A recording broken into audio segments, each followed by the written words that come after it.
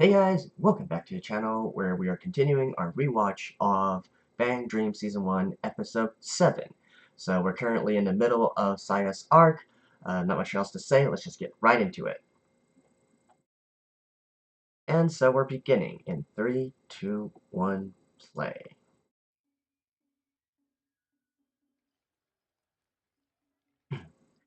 So again, skipping to the events of 1 year past.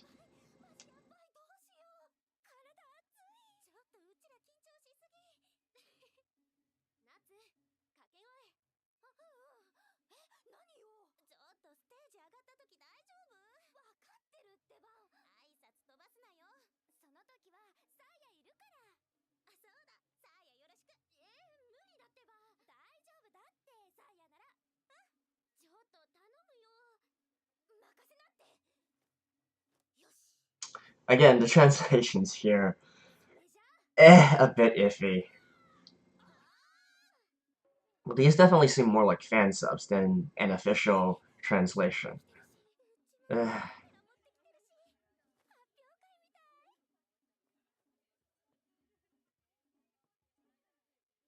Where's my parents?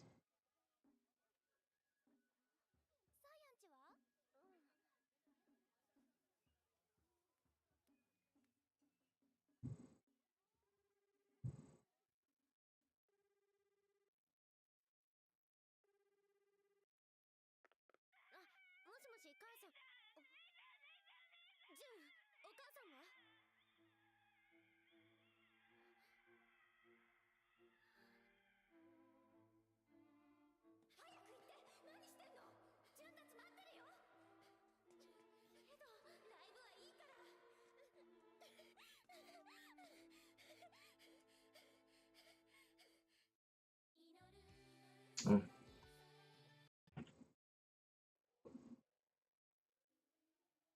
Mm.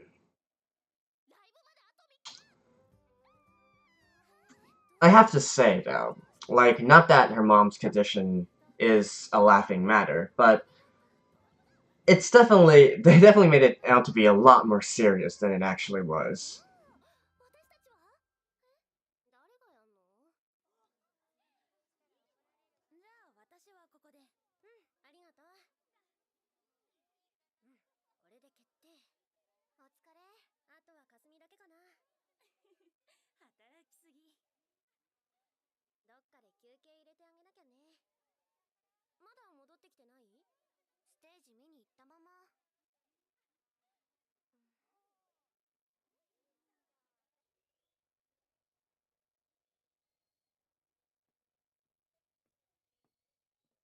So if we were to make a comparison, Kasumi is the CEO, while Saya is the COO, right? One inspires people with their charismatic leadership, and the other does the X's and O's, the operations work. Definitely fits their personalities as well.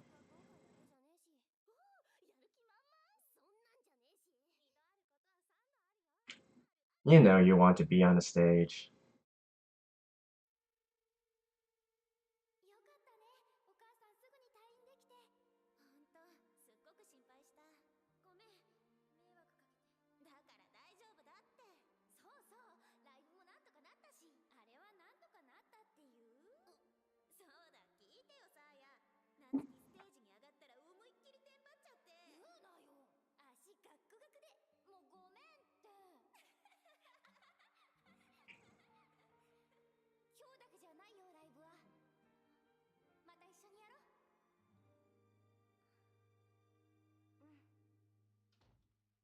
Hmm.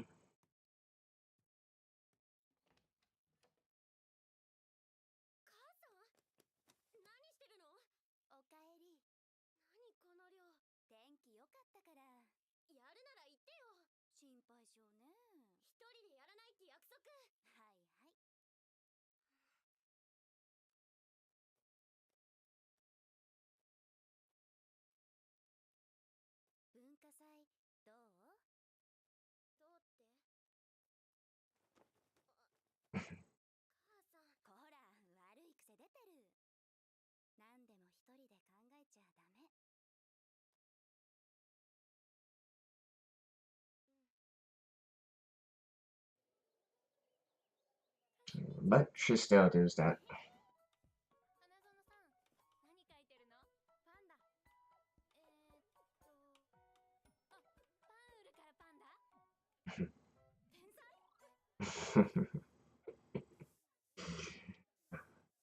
Tai is just so funny.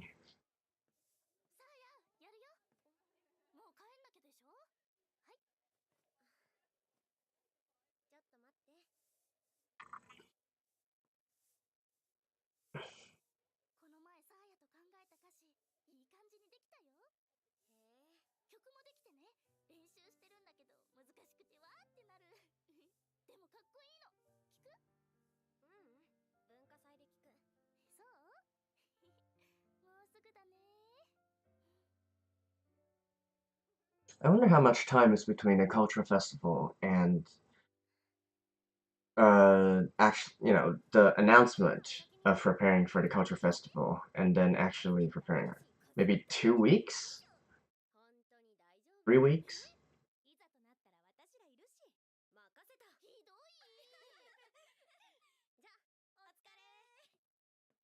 Again, the translations there were pretty crappy. What she was saying there was to leave it to the other two and not to Kasumi, and that's why Kasumi said that she was a meanie for teasing her.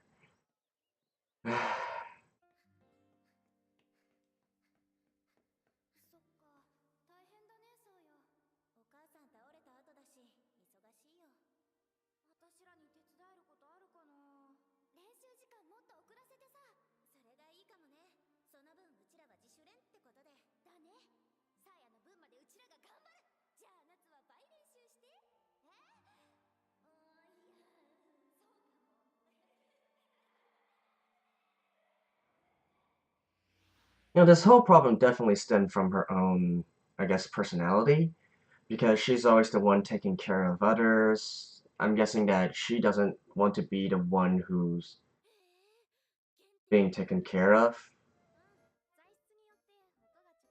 The kindness that other people are exhibiting to her by caring for her is something that she has difficulty accepting.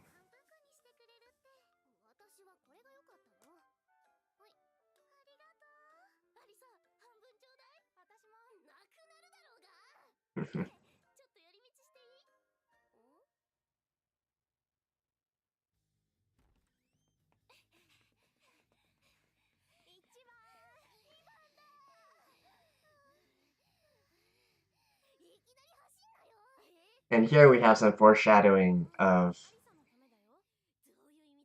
them training together and running. This part is also funny.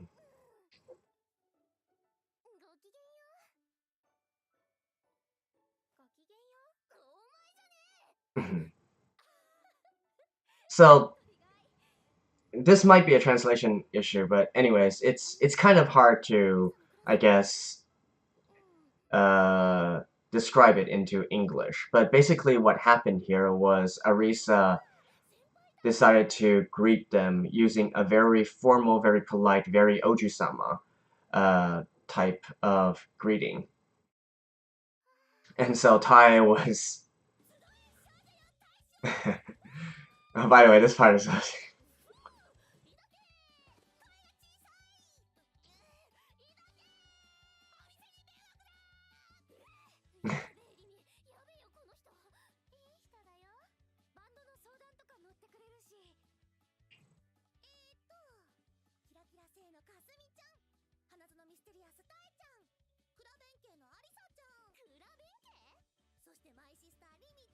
My sister. And as I was saying, so what happened there was Arisa decided to, because it seems that she has a sort of image that she wants to keep in her classmates, right? And here because Natsumi was actually from her class, she wanted to keep that image. But then Tai ended up screwing everything up.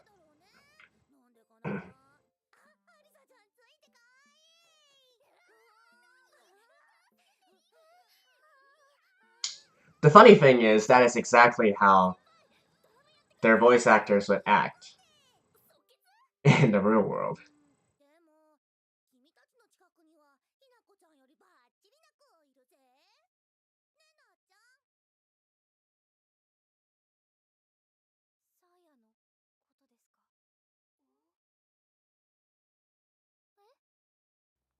The first time they learn of Saya's drumming abilities.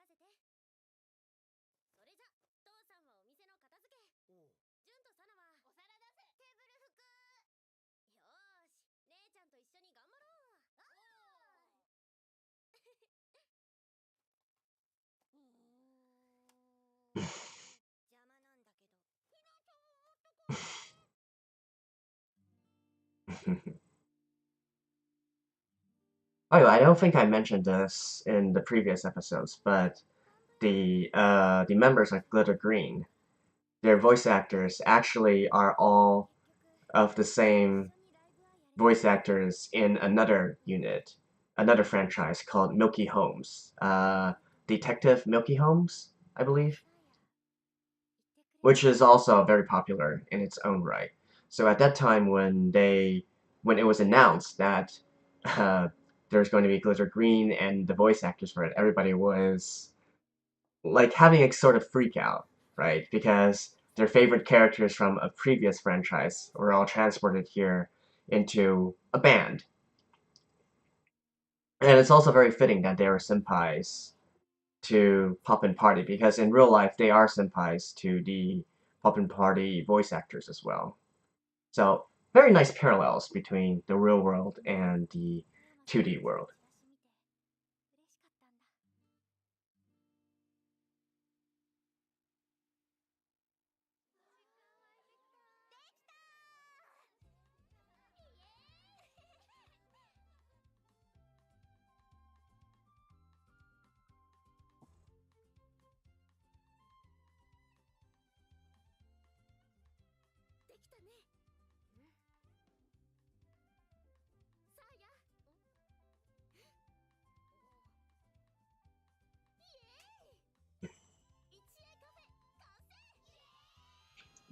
Yay!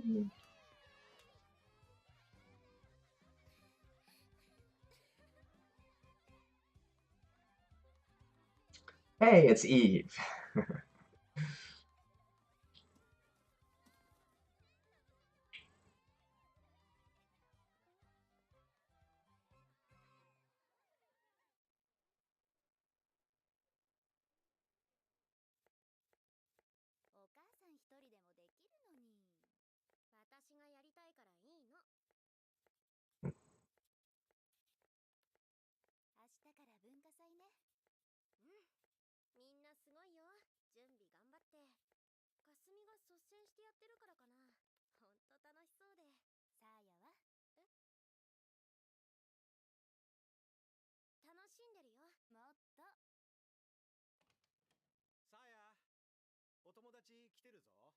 Ah.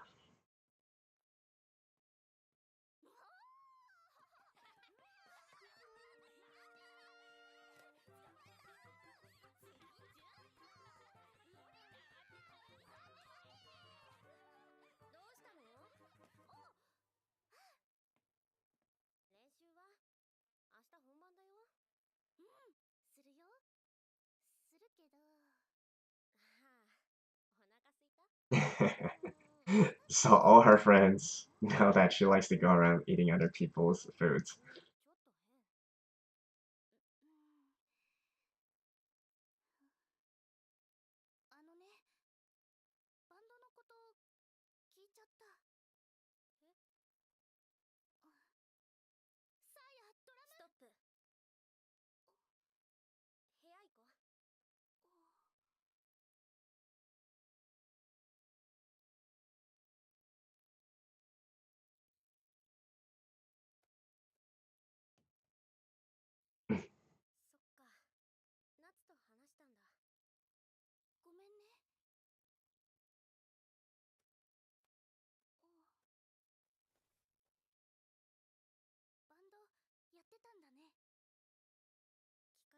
I like the subtlety here as well, right? So instead of sitting directly across her, she decided to sit a little bit further away on the bed.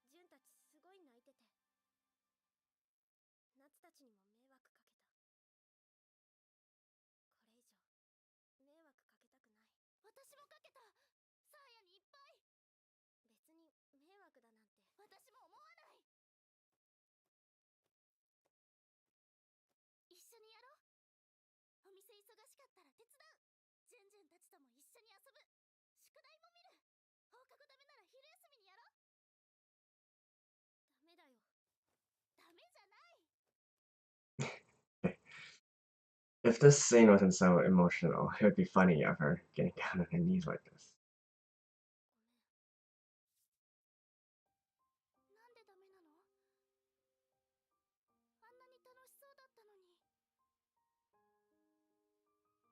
Oh, the BGM.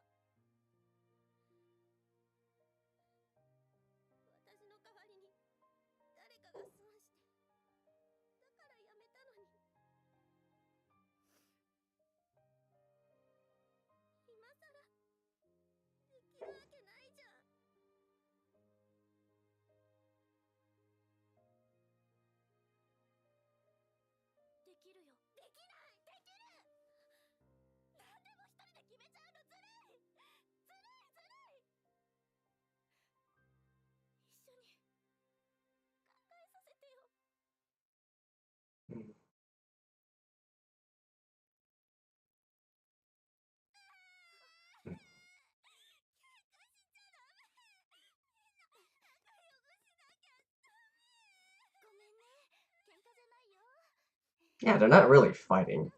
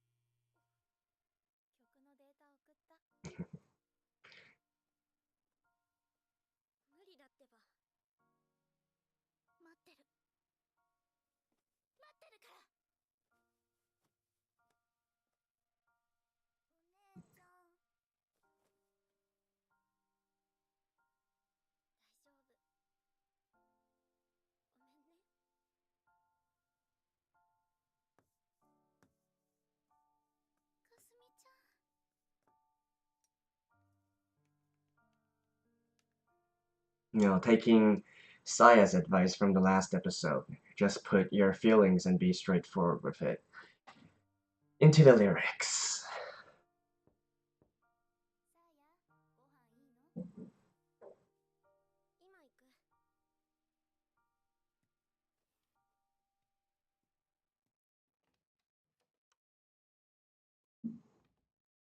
Starby.